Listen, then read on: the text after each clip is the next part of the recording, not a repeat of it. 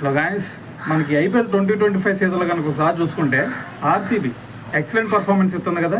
So మరి ఇప్పుడు వీళ్ళు టేబుల్లో చూసుకున్నా సరే టాప్లో ఉన్నారు. సో మరి ప్లే ఆఫ్ రేస్లోకి వెళ్తారంటే ఖచ్చితంగా వెళ్ళినట్టే కదా ఇంకా. సో ప్లే ఆఫ్ రేస్లో ఖచ్చితంగా అడుగుపెట్టారు.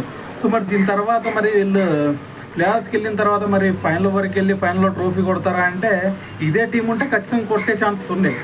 కానీ వీళ్ళ టీంలో చూసుకుంటే కొంతమంది ఇంజురీస్తో బాధపడుతున్నారు, కొంతమంది చూసుకుంటే మరి వేరే వాళ్ళ టీం తరపున ఆడాలని చెప్పేసి బయటికి వెళ్ళిపోతున్నారు.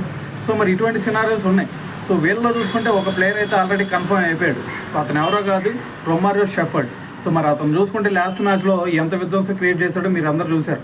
సో మరి లాస్ట్ 2 ఓవర్స్లోనే 55 రన్స్ వచ్చినాయంటే కారణం మనోడే. సో మరి మనోడు మరి ఇంగ్లాండ్ అలాగే ఐర్లాండ్తో మరి వాళ్ళకైతే సిరీస్లో ఉండే మే 21 నుంచి.